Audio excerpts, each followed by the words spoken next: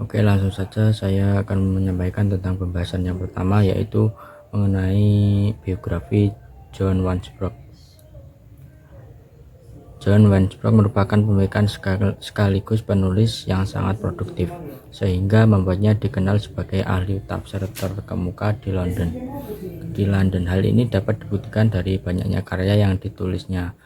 Di antaranya adalah Quranic Studies, yaitu Source and Method of Spiritual Interpretation, A Note on Arabic Rhetoric, dalam Lebende Atik, yaitu Symposium for Rudolf Sahnil, Arabic Rhetoric and Quranic Exegesis, dalam Bulletin of the School of Oriental and African Studies, yaitu Majelis Al-Quran, Periparistic Exegesis, The Sectarian Milieu Content and Composition of Islamic Salvation History.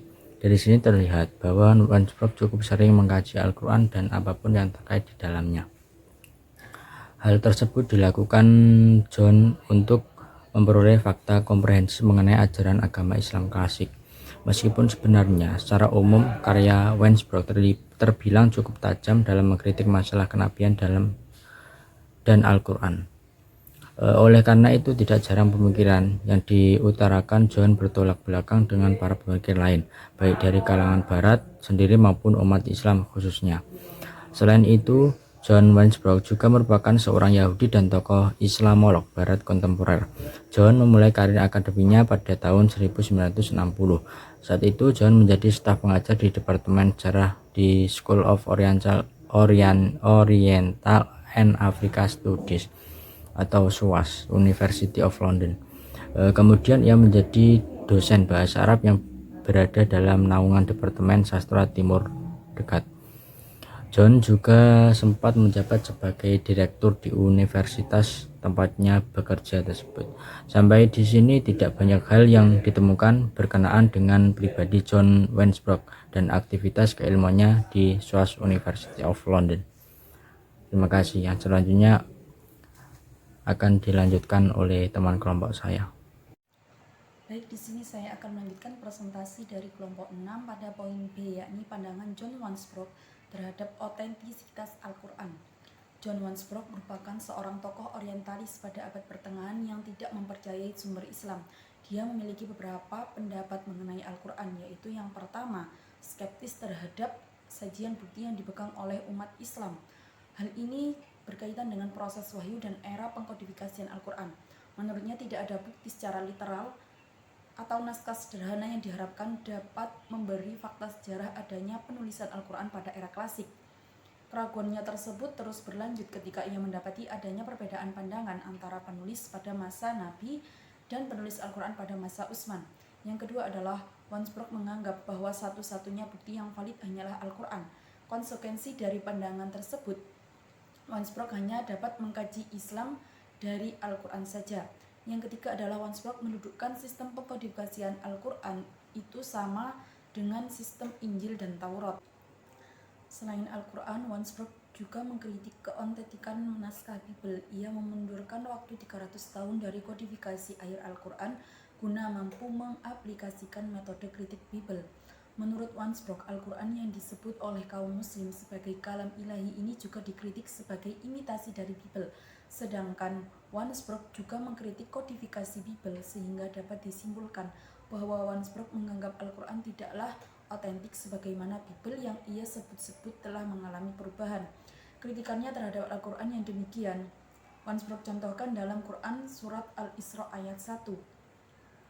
Ayat ini tidak menerangkan Isra dari Nabi Muhammad, melainkan perpindahan Nabi Musa dari Mesir menuju Israel. Weinberg berpendapat lafal yang mirip dengan Asra bi abdihi lailan pada Al-Quran mengindikasikan bahwa adanya hubungan dengan perpindahan Musa, seperti yang terdapat pada Al-Quran Surah Toha ayat 77, Surah Al-Asyura ayat 52, dan Surah Ad-Dukhan ayat 23 yang menunjukkan bahwa pada setiap lafal terdapat ayat-ayat tersebut. Kalimatnya Asra bi abdihi lailan semuanya membicarakan tentang perjalanan Nabi Musa di malam hari. Namun bagi Wansbrock, meskipun Al-Quran mengakui Nabi Muhammad sebagai seorang nabi dan rasul, tetap saja ucapan Nabi Muhammad dan derajatnya lebih rendah daripada nabi-nabi yang lain. Ia mencontohkan sebagaimana Adam mengamini sebagian redaksi Al-Quran yang terdapat pada surat Al-Baqarah ayat 37. Tuhan memberikan pengajaran padanya nama-nama benda, yakni terdapat pada surah Al-Baqarah ayat 31. Tuhan mengangkat Nabi Ibrahim sebagai imam bagi manusia dan mengujinya dengan beberapa kalimat, terdapat pada surah Al-Baqarah ayat 124. Kemudian dilanjut, Tuhan berbicara langsung kepada Nabi Musa seperti yang terdapat pada surah An-Nisa ayat 164. Kemudian keadaan Musa ingin melihat Tuhan yang terdapat pada Quran surah Al-A'raf ayat 143. Dan masih banyak yang lain. Ayat-ayat tersebut digunakan Wansbrock sebagai bukti untuk menunjukkan bahwa Nabi Muhammad tidak memiliki keutamaan-keutamaan yang dimiliki oleh nabi-nabi yang telah disebutkan tadi. Demikianlah beberapa argumen yang diungkap oleh John Wansbrock dengan menggunakan penjelasan dalam Al-Quran Studies. Wansbrock berusaha menguliti bahwa Al-Quran merupakan imitasi dari Bible, yang mana hal tersebut menunjukkan bahwa Al-Quran tidak lain adalah duplikat dari agama Kristiani. Baik, saya Arinil Haq Kasyifatul Qurab akan melanjutkan presentasi dari teman saya, yakni tentang pengaruh pemikiran John Wansbrook dalam kajian Al-Quran. John Wansbrook adalah seorang orientalis dan sejarawan Inggris yang dikenal karena karyanya dalam bidang kajian Al-Quran. Salah satu pemikirannya yang paling signifikan adalah teori pemalsuan kelahiran Islam atau pemalsuan tradisi Islam. Dalam kajiannya, ia menyajikan argumen bahwa tradisi Islam yang ada saat ini bukanlah representasi akurat dari apa yang terjadi pada masa Nabi Muhammad dan para pengikutnya. Ia berpendapat bahwa banyak dari teks-teks Al-Quran dan hadis yang diterima secara tradisional sebenarnya merupakan konstruksi belakangan yang dibuat oleh generasi-generasi berikutnya. John Wansbrook berpendapat bahwa ajaran Islam dan sejarah awalnya seharusnya dipelajari dengan metode yang kritis dan analitis. Ia menganggap bahwa sumber-sumber tertulis Islam yang tersedia saat ini, termasuk Al-Quran, hadis, dan literatur Islam awal, harus dilihat sebagai produk dari proses yang rumit, di mana tradisi lisan yang awal kemudian dituliskan dan direvisi oleh generasi-generasi berikutnya. Pendekatan John Wansbrook ini menyoroti pentingnya memahami konteks sejarah dan sosial di balik teks-teks agama. Ia berargumen bahwa penafsiran tradisional dan dogmatik terhadap Al-Quran tidak memadai, bahwa kajian kritis harus dilakukan untuk memahami bagaimana teks-teks tersebut muncul dan berkembang dari perspektif sejarah. Pemikirannya telah menjadi subjek perdebatan di kalangan akademisi dan peneliti studi Islam. Beberapa sarjana menganggap teori-teorinya sebagai kontribusi yang signifikan terhadap kajian Al-Quran dan metodologi historis dalam memahami perkembangan agama. Namun, pendekatannya juga mendapat kritik dari beberapa sarjana Islam yang berpendapat bahwa ia mengabaikan bukti-bukti historis dan tradisi lisan yang meyakinkan terkait dengan asal-usul Al-Quran dan perkembangan awal Islam. Pengaruh pemikirannya dalam kajian Al-Quran adalah bahwa ia memicu perdebatan dan tantangan terhadap pendekatan tradisional dalam memahami sumber-sumber Islam. Ia mendorong para akademisi untuk mempertanyakan asumsi yang telah ada dan menganjurkan pendekatan yang lebih kritis dan kontekstual terhadap teks-teks agama.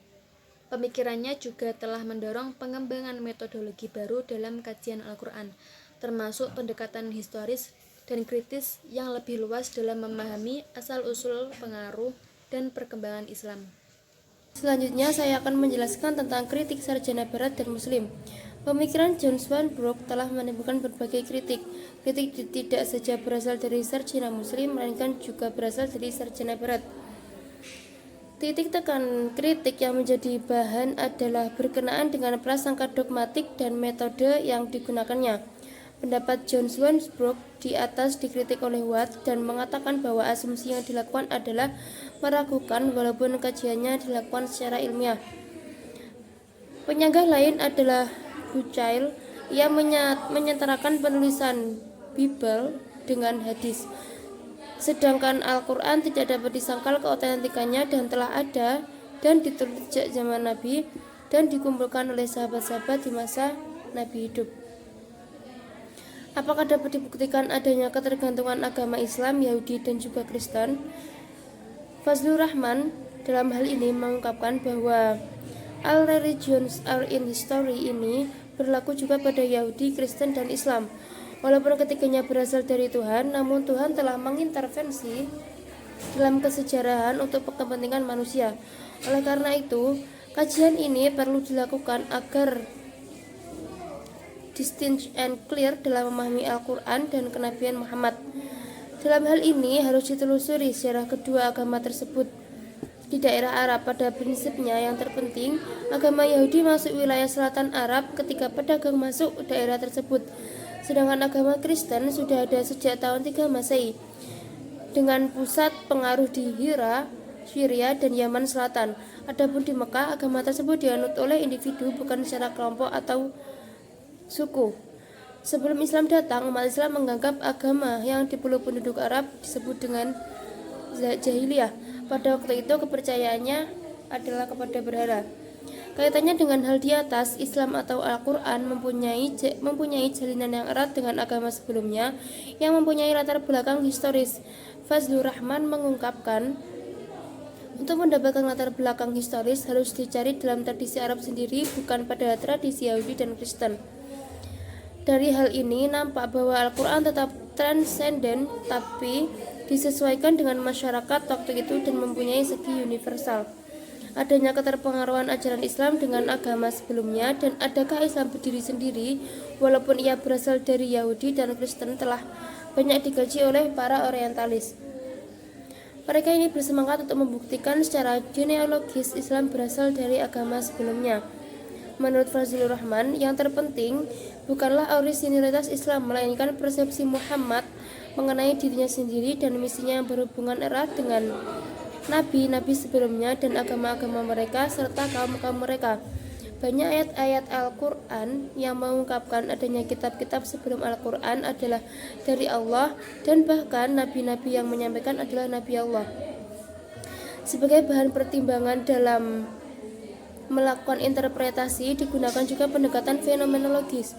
Dalam kajian keagamaan merupakan suatu tuntutan dengan prinsip memahami agama orang lain sebagaimana yang dipahami oleh pemeluknya. Upaya ini dipergunakan dengan tujuan mendapatkan esensi agama secara holistik dan totalitas. Kajian secara fenomenologi ada dua tren besar, yaitu fenomenologi esensial dan konkret. Jika keduanya dihubungkan dengan kajian keislaman, keduanya akan menghasilkan kesimpulan yang berbeda. Pandangan yang pertama akan menghasilkan monisme dalam Islam, dan pemahaman yang kedua menghasilkan pluralisme Islam. Namun, dalam kajian fenomenologi juga dapat menyebabkan kesimpulan yang salah. Penyebab kesalahannya adalah tidak menggunakan data yang relevan dan minimnya sumber yang ada. Di samping itu, ada atau tidaknya bias individu dalam melakukan interpretasi. Untuk mengadakan pendekatan secara utuh, fenomenologis perlu dibantu dengan pendekatan historis. Upaya ini banyak dilakukan oleh pemikir barat seperti W. Montgomery Watt. Pemahaman yang demikian lebih bisa diterima oleh umat Islam yang juga dilengkapi dengan pendekatan realisme metafisis. Dalam kajiannya yang tetap mengakui adanya realitas yang metafisis dan otonom serta objektif, dari sinilah kemudian memunculkan institusi dari ilmu pengetahuan. Jika dihubungkan dengan Al-Quran, maka realisme metafisis memandang kebenaran itu tunggal. Dengan demikian, kitab samawi yang diturunkan Tuhan adalah tunggal yang berintikan ajaran tauhid, ketaatan manusia kepadanya adalah Muslim. Adanya perbedaan kitab-kitab suci adalah disebabkan oleh penyesuaian dengan kondisi masyarakat, dan Al-Quran sebagai kitab samawi terakhir adalah kitab paling sempurna dari kitab sebelumnya. Di samping beberapa kritik di atas juga didapatkan beberapa kritik lain, terutama ketika magnum opusnya diterbitkan. Buku itu tidak lepas dari adanya kritik. Salah satunya adalah Isa J. Boulata yang mengkritik John Swansbrook di saat meresensi buku tersebut. Ia mempertanyakan keabsahan metode yang dipakainya. Boulata menyaksikan metode from critics dan reduction critics dalam menganalisa Al-Quran. Apa yang dilakukan John Swansbrook adalah selesai seleksi, bukan merupakan suatu representasi. Selain itu, masih banyak yang menilai negatif karya John Swansbrook.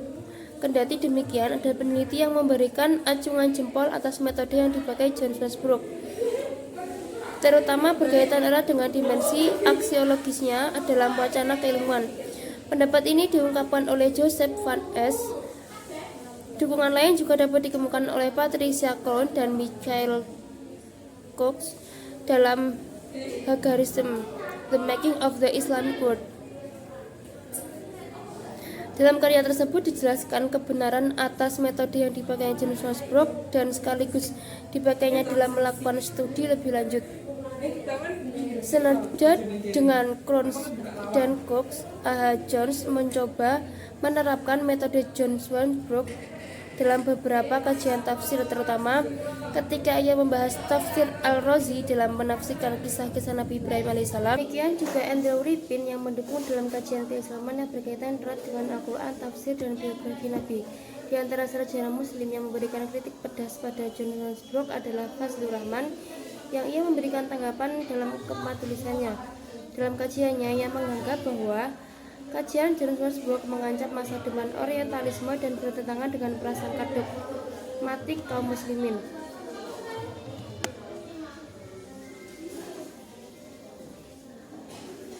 Fazlur Rahman lebih jauh mengungkapkan beberapa contoh yang mendukung argumentasinya bahwa adanya doktrin pemilihan dari yang tersirat dalam Yahudi yang dianggap John Swansbrook mempengaruhi redaksi final Al-Quran adalah tidak benar. Kata-kata seperti bagiyah dan bakiyun tidak pernah disebut dalam Al-Quran. Lebih jauh, Fazlur Rahman mengungkap ayat-ayat yang disinyalir oleh John Swansbrook dengan mengungkap konteksnya, seperti dalam Quran surah Az-Zukhruf ayat 8 yang mengindikasikan ajaran Ibrahim yang tetap terjaga dan terus dijalankan oleh keturunannya.